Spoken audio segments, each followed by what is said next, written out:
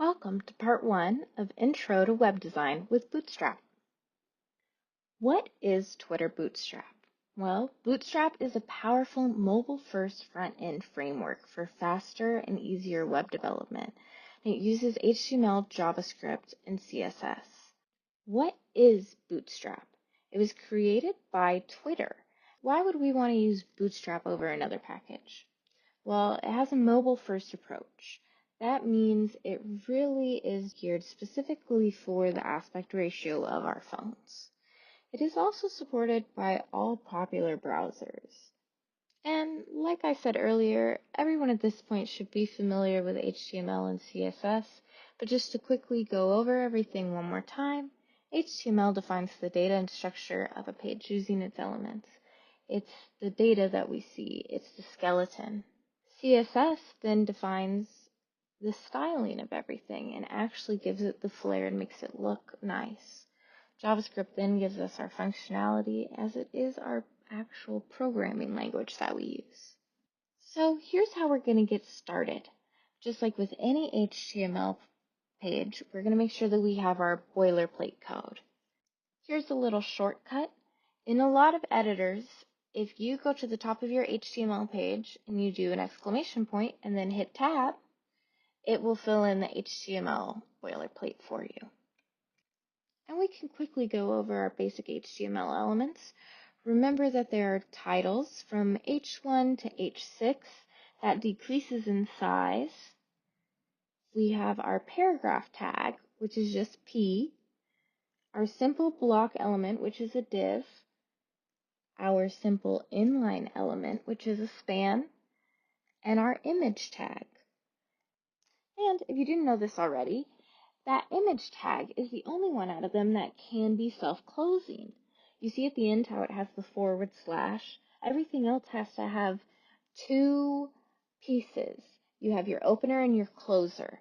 The closer starts with the / and then has the same element. Div, / div, image doesn't need that. You could, however, style it in the same way if you wanted to, but you don't have to. Now let's talk about the different ways to use CSS. First, we have inline styling, which is where you style an element directly where you create that element. This is typically done in the HTML file. This has some pros, but it is mostly thought to be a better idea to keep things in the CSS file just so you have a separation of concerns and your code is clean and easy to read. Next, we have a style CSS tag. This is just creating what you would put in a CSS file, but just doing it right in the HTML file. Or we could create an external CSS file, which we'll have to link to in the head. This is what I think is the most typical approach. So why might someone use Bootstrap over another kind of package? Well, Bootstrap is easy, and you can get pretty far just with some HTML, CSS, and Bootstrap. It also has responsive design, which is extremely important in today's use of technology. Responsive design just means that from your phone to your tablet to your computer, the design and layout fits that screen and looks nice. What does the Bootstrap package include? Well, first you'll have your scaffolding.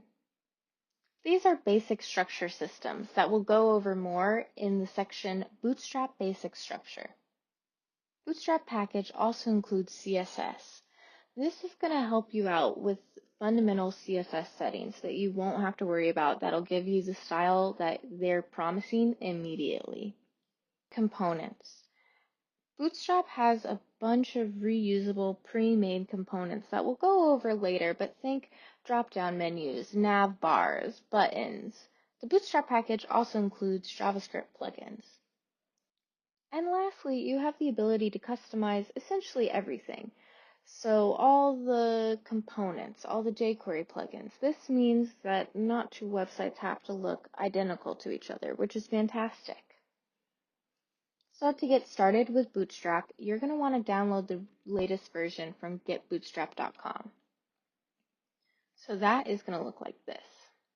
It'll bring you here where you just hit the download. And downloading Bootstrap is where we're going to stop part 1A. Come back next time for part 1B. See you there.